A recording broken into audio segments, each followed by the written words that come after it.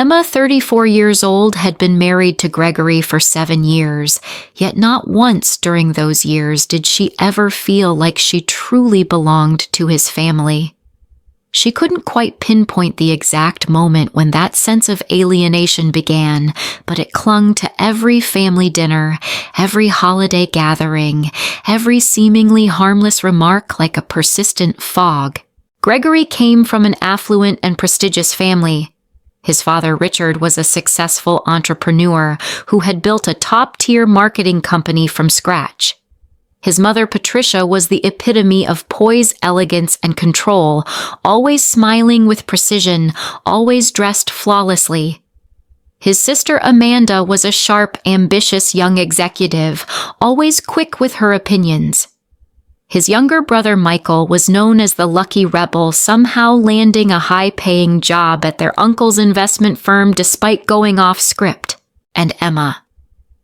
She was raised by a single mother who juggled 2 jobs to support her and her sister. Her childhood revolved around modest dinners, handmade holiday gifts, and late-night study sessions under a desk lamp. But from those humble beginnings, Emma developed a quiet resilience, independence, diligence, and a firm belief that a person's value wasn't defined by wealth or pedigree, but by character and determination. When Emma met Gregory in college, it felt like fate.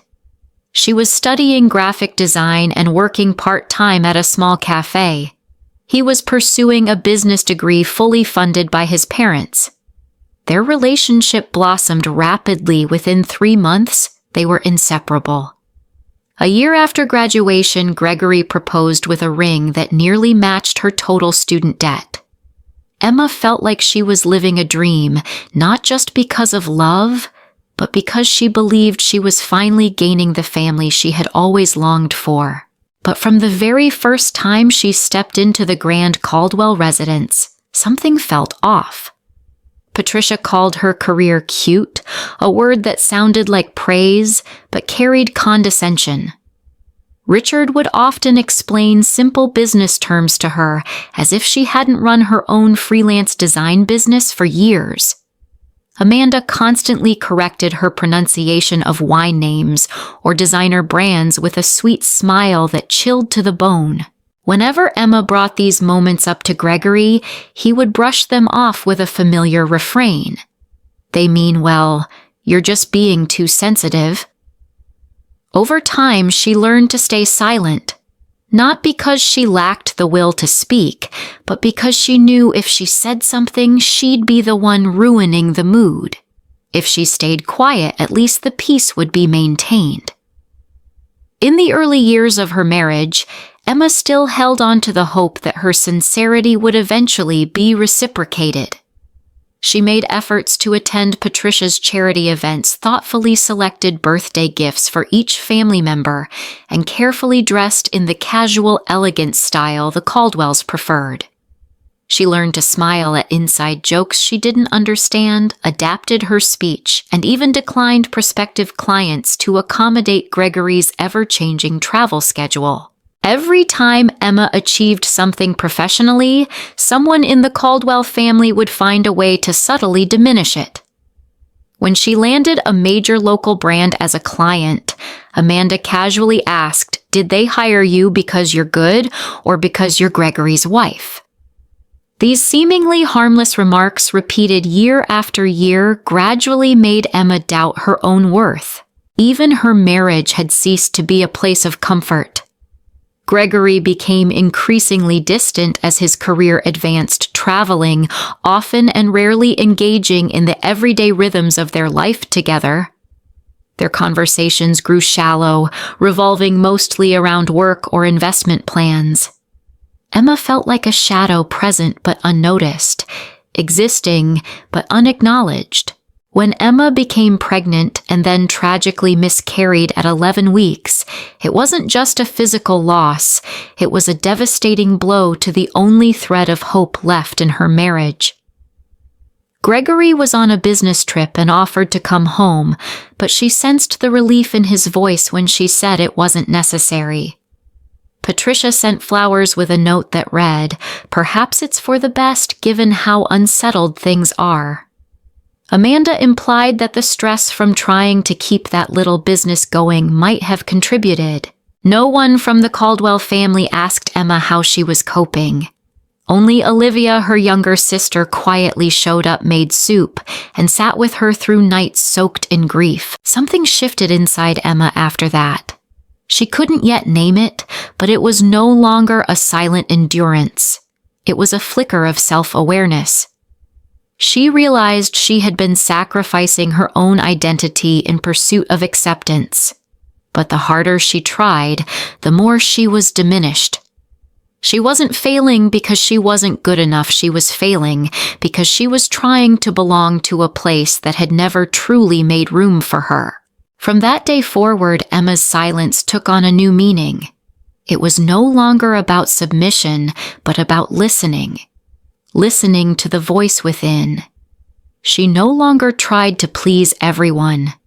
She started observing every glance, every comment, every act of dismissal, like someone slowly gathering evidence for a choice yet to be made. The Caldwell family's annual summer BBQ was a fixture, an elegant show of status under the guise of grilled meats, white wine, and the practiced laughter of people confident in their place in the world.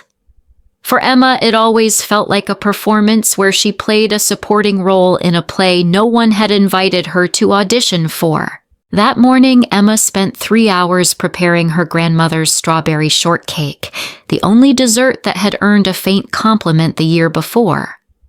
Despite everything, a flicker of hope remained. Maybe this time, after all her efforts, they would finally see her as part of the family.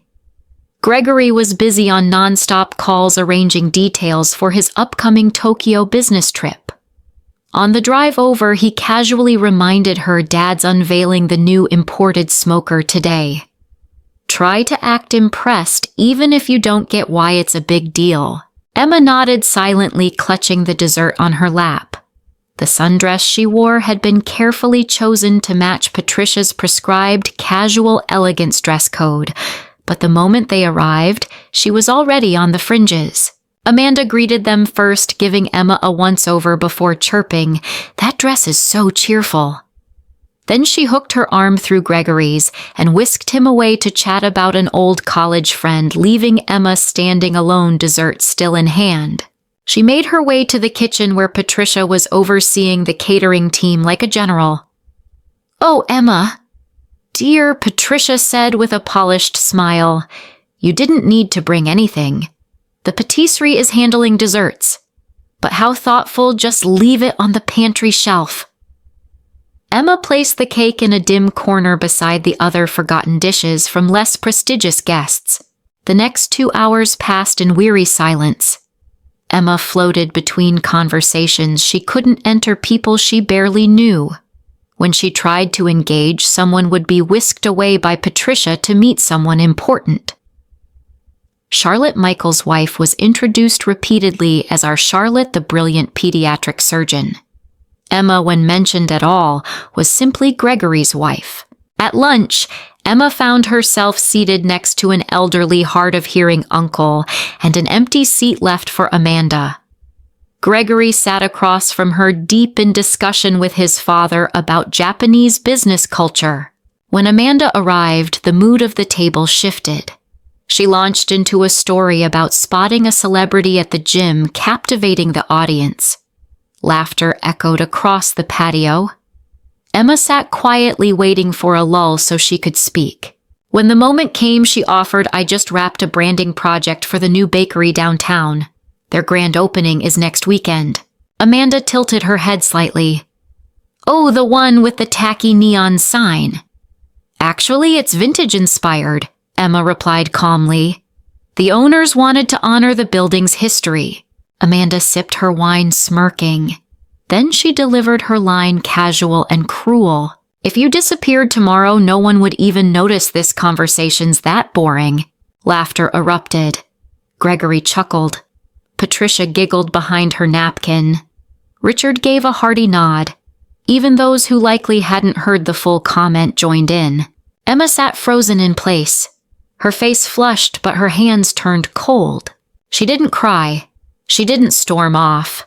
She didn't flip the table like a scene from a movie.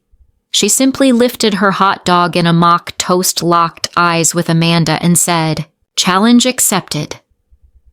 After Emma's brief reply, an odd silence fell over the table. Amanda's smile faltered as though someone had drawn the curtain on her performance. Gregory looked between the two women, confused but silent. Then, as if to dispel the tension, Patricia laughed lightly and announced, "Who's ready for Richard to carve the brisket?" And the crowd's attention shifted to the grill. But for Emma, everything had shifted irrevocably.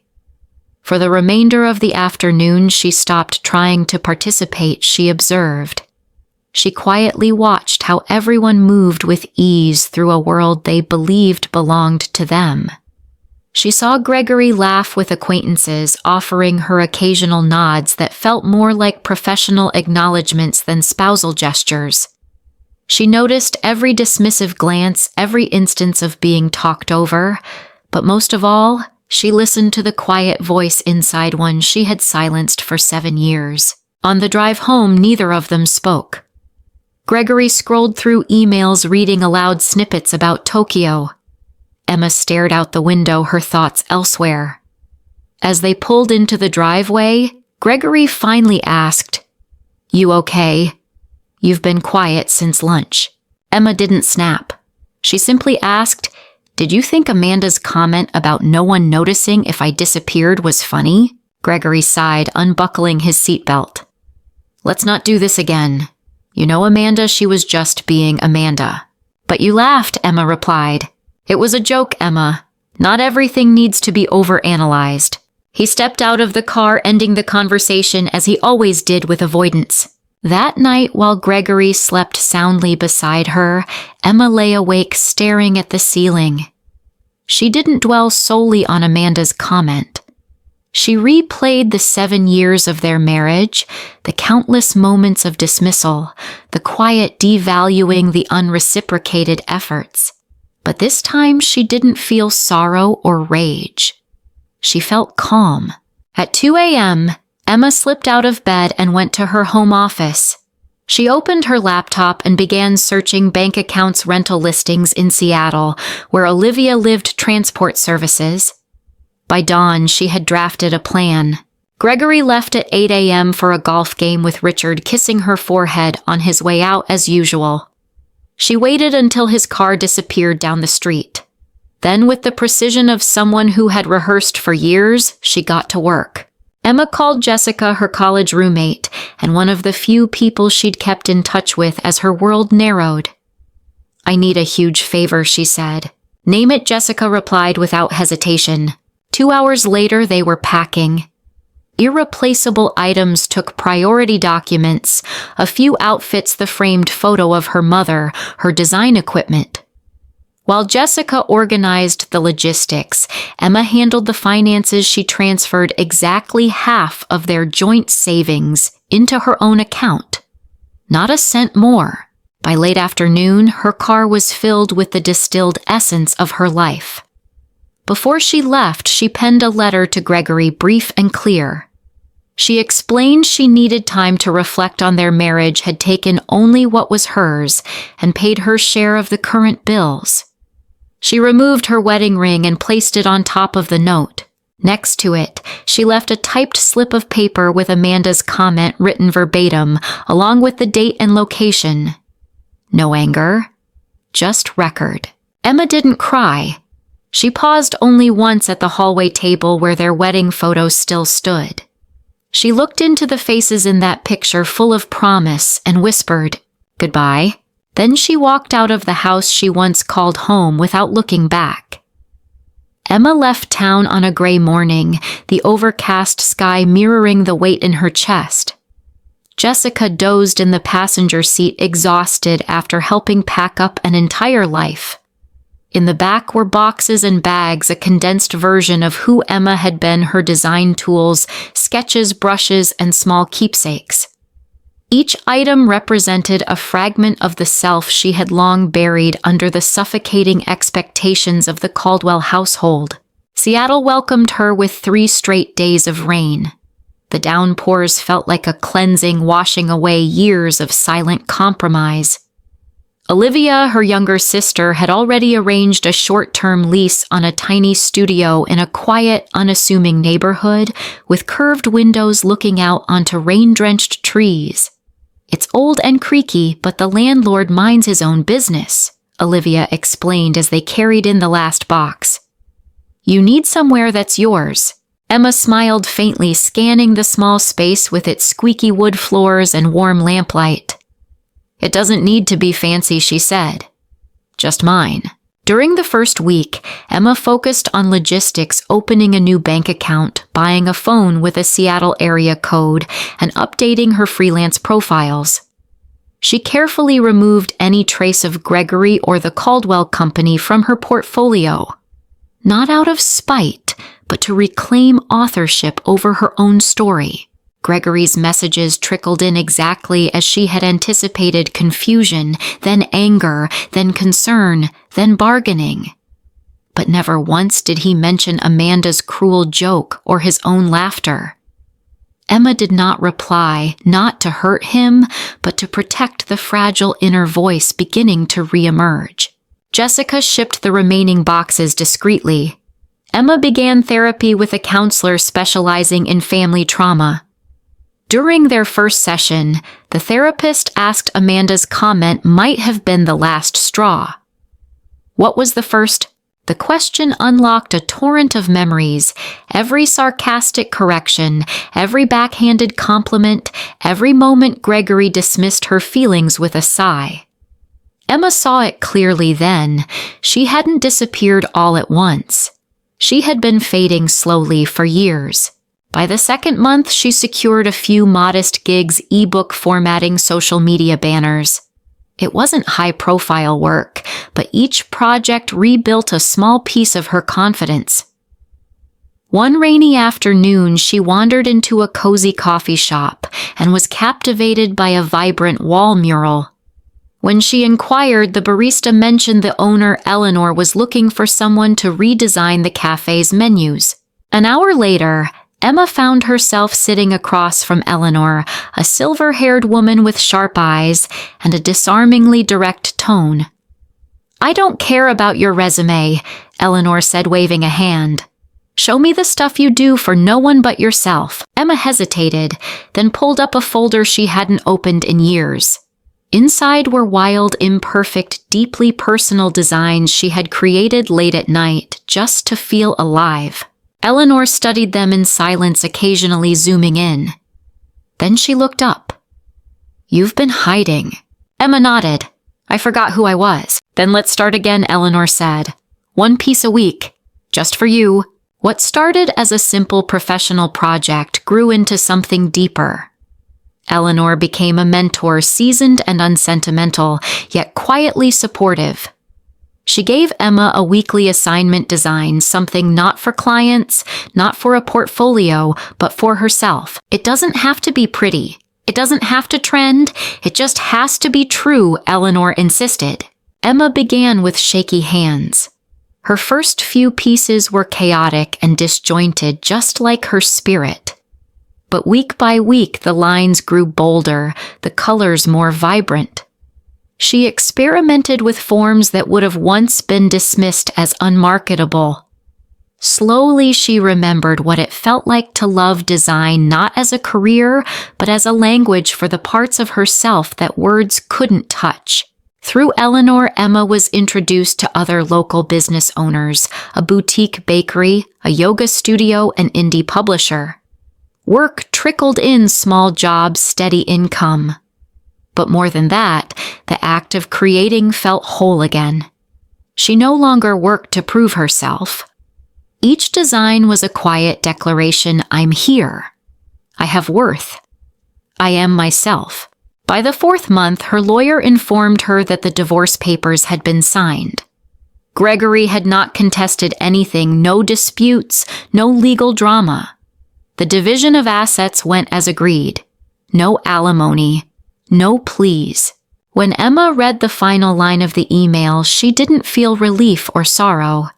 She felt a still, quiet certainty, the sound of a door closing gently but firmly behind her. She walked to the bathroom, looked herself in the mirror, and cut her hair. A short, assertive bob, the style she had once loved, but Gregory had called unfeminine. With each snip, another layer of the past fell away. Emma began renting a desk at a co-working studio for independent creatives. She worked surrounded by people who called her colleague, not someone's wife.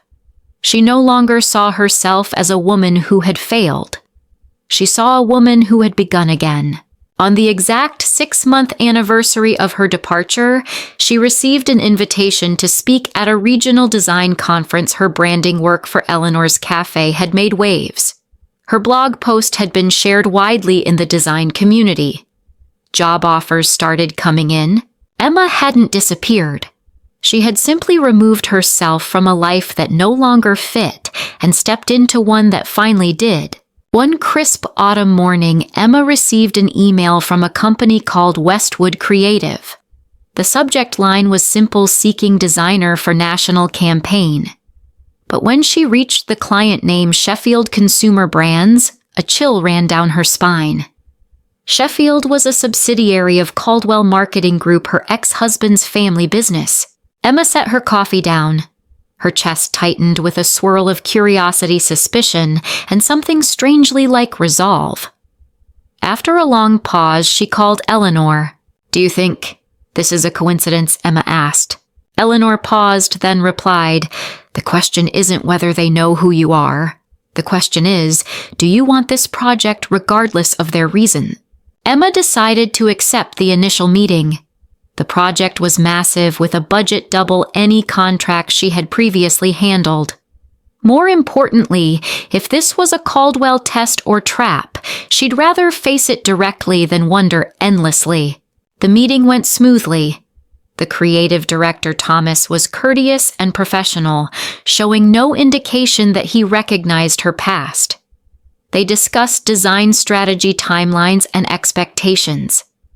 Emma set clear boundaries. All communication would go through Westwood, no direct contact with Sheffield. 3 quiet weeks passed. Emma submitted her first round of sketches and received positive feedback. No Caldwell name appeared on any correspondence. Then came the invitation from Sheffield. They wanted her to attend the upcoming Marketing Innovation Gala, where the rebranded product line would be unveiled. And the Caldwells, of course, would be there. Emma sat in her studio staring at the invitation. A year ago, she had vanished without a word. Now she would return not as someone's wife, but as the lead designer behind a national brand refresh. She contacted the stylist Olivia had recommended, set aside a portion of her project advance, and invested in an outfit that would serve as both armor and announcement. On the night of the gala, Emma stepped out of her hotel room with her sleek bob, a tailored emerald jumpsuit, and calm in her eyes. As she entered the venue, she felt a subtle shift in energy. Some people might not recognize her at first, but Gregory did. He stood near the bar, scanning the crowd until his eyes locked onto hers. His lips parted slightly as if to speak. But Emma offered a slight knowing smile and turned away. She joined the Westwood team, effortlessly engaging with creative directors, magazine editors, and potential clients. For the first time in years, her voice was steady, her gaze direct. Then Amanda appeared. Amanda approached as if the room should part for her. Same confident stride, same syrupy social smile. When her eyes locked on Emma, there was a momentary hitch, quickly smoothed over. "Emma," she said evenly, "no one mentioned you were part of this project." "I'm working with Westwood," Emma replied calmly. "This is Thomas, creative director." Thomas shook Amanda's hand politely. "Emma's been a phenomenal collaborator. Her work has been top-notch." Amanda's smile tightened. "We're old acquaintances," she said. As Amanda moved on, Thomas gave Emma a brief glance, but asked no questions. She silently thanked him for his professionalism. The presentation began. Emma stepped onto the stage and spoke about branding strategy, consumer psychology, and creative execution with a clear voice and steady presence. She didn't falter. She didn't shrink. In front of her were hundreds of industry professionals, and in the front row, the Caldwell family eyes fixed on her. When she concluded, the applause was spontaneous and loud, not for who she had married, but for the brilliance of her work. Afterward, she was swarmed by attendees' offers, business cards, new opportunities. But then Gregory approached alone, hands in pockets, eyes searching. "You look well," he said quietly. "Thank you," Emma replied neutral. "I didn't know you were in Seattle. I wasn't hiding. I just didn't feel the need to announce it." Gregory nodded, then exhaled. "I've been thinking a lot about that BBQ, about Amanda's joke, about how everyone laughed, including me." He paused, looking directly at her. "When you said challenge accepted, I didn't get it. But I do now." Emma said nothing. There was nothing more to prove. They talked for a while. Not in accusation, not in hope. Gregory admitted he hadn't stood by her, not against his mother, not against Amanda, not even against the narrative he had grown up accepting. Emma listened not with resentment, not with forgiveness, but as someone who had once loved and had since let go. Finally, he asked, "Is there any chance for us?" Emma studied his face. A year ago, she would have said yes without thinking. But now she knew better. "I think we both need to be who we are, without each other." They parted with a short hug, not sorrowful, not heavy, just the right goodbye. That night back in her hotel room, Emma stood by the window watching the city glow. She had returned, but not to be seen to see herself clearly. After the gala, Emma didn't feel triumphant, nor did she feel sorrow. She felt light. A rare, liberating lightness, as if she had finally set down the invisible baggage she'd carried through her marriage. She no longer needed to fight for recognition. She had been recognized not by the Caldwells, but by herself and by those who chose to value her work. A week later, Emma officially signed a new contract with Westwood for a series of follow-up campaigns. It wasn't just a job, it was confirmation that she had entered a new chapter 1, where her talent was respected through action, not hollow praise. She moved from the tiny studio to a modest one-bedroom apartment near the waterfront.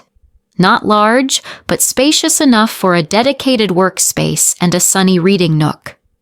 She carefully chose each piece of furniture, each framed print, each potted plant, creating a home that for the first time in years fully reflected her personality, unfiltered by someone else's preferences.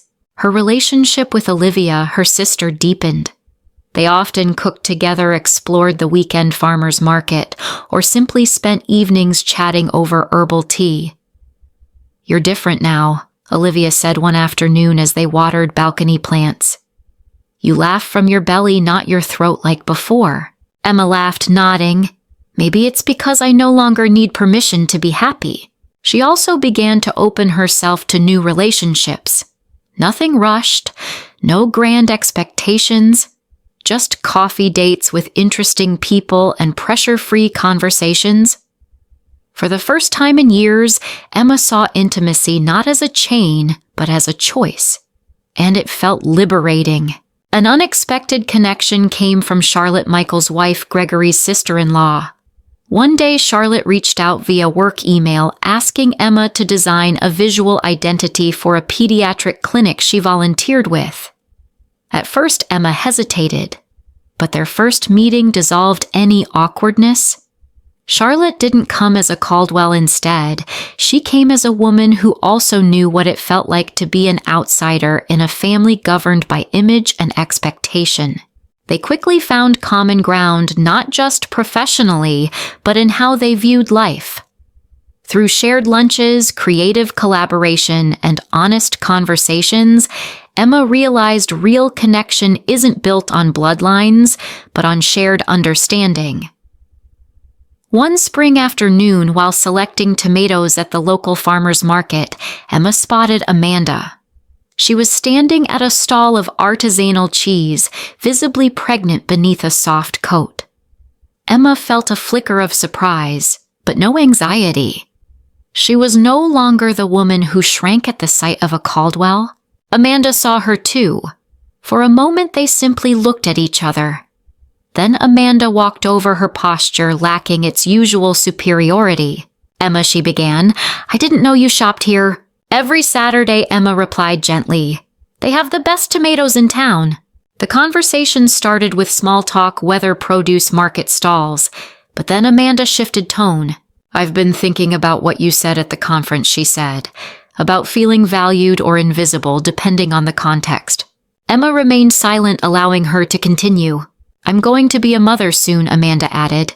"And I've started to feel the pressure to be a certain way is already pressing down on a child who isn't even born yet.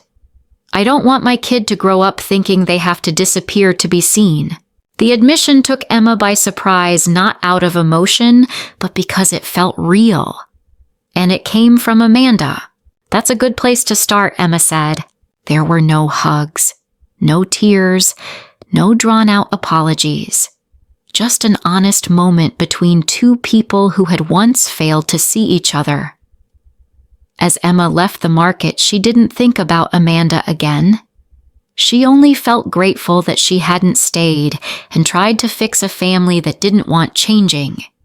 She had built a life of her own instead. A month later, Emma received an official invitation to speak at a national creative conference. Her topic, Reclaiming Creative Identity in Spaces That Undermine You. As she stood before the audience, she wasn't the woman who had once been overlooked. She was the one offering direction. She ended her keynote with a single sentence: "No one can make you disappear unless you agree to vanish." That evening, returning to her apartment, Emma opened her laptop and added a new line to her professional bio. Emma, brand designer, visual storyteller, and herself, no permission needed. A single cruel comment, seemingly just a joke, became the final blade that pushed a woman into the abyss. Yet strangely, it also ignited the spark of her rebirth. That line, "If you disappeared tomorrow, no one would even notice," was spoken by Amanda, but fueled by years of collective indifference. To Emma, it wasn't just an insult. It was a mirror reflecting every time she had made herself smaller to fit in, to go with the flow, to not cause trouble. In hindsight, Emma no longer sees it as the worst moment of her life. Ironically, it was the greatest turning point. She did disappear not because Amanda was right, but because she chose to vanish in order to truly live. And when she returned, it wasn't to retaliate. It was to prove a truth: we exist in full only when we know who we are and stop letting others define our worth. Emma began her healing, not by running from her past, but by naming it, facing it. In therapy, she didn't just recount the BBQ incident. She remembered every dismissive glance, every silent dinner, every time her creative proposal was pushed aside because it didn't fit the family brand. These memories, instead of wounding her, became raw material for constructing a more honest portrait of herself, Emma, the woman who once dimmed her light, but never truly disappeared. This path was not glamorous. It was full of self-doubt, internal struggle, and fear. There were nights she woke up breathless, wondering if leaving had been a mistake. But slowly she learned how to hold her own hand, how to be with herself, not as a critic, but as a loyal companion. She rewrote her story not just in words, but in daily choices, applying for jobs, rejecting contracts that disrespected her time, saying no to overpacked schedules, choosing love that didn't demand her freedom, and daring to dream again without shame. One afternoon, while working in her shared creative studio surrounded by energy ideas and the quiet hum of people creating, Emma realized something simple and profound. She had returned to herself. She was no longer someone's shadow, no longer the wife, the silent one, or the one easy to ignore. She was Emma, whole, independent, and self-defined. Now, when someone asks, "What do you do?" she doesn't just say brand designer. She says, "I help tell the stories of those who felt unseen through imagery." And in every design, she weaves a thread of her journey, sending a silent message to others. You too can be reborn if you choose yourself. Emma doesn't erase her past, but she's no longer bound by it. That cruel comment no longer holds power over her. It doesn't define her. Now she understands words only have power when we let them carve into us. But we are the ones who write the final meaning. During a podcast interview, the host asked, "What would you say to someone who feels invisible?" Emma paused, then answered gently, "You don't need to be loud to be heard. You just need to stop silencing yourself." And with that answer, the woman who once stood in silence at a family barbecue had become a voice that inspired thousands. Not because she sought revenge, but because she had forgiven herself for letting others decide her worth for so long. Emma was reborn not with noise, not with spectacle, but quietly, steadily, like a flower rising from a crack in the pavement.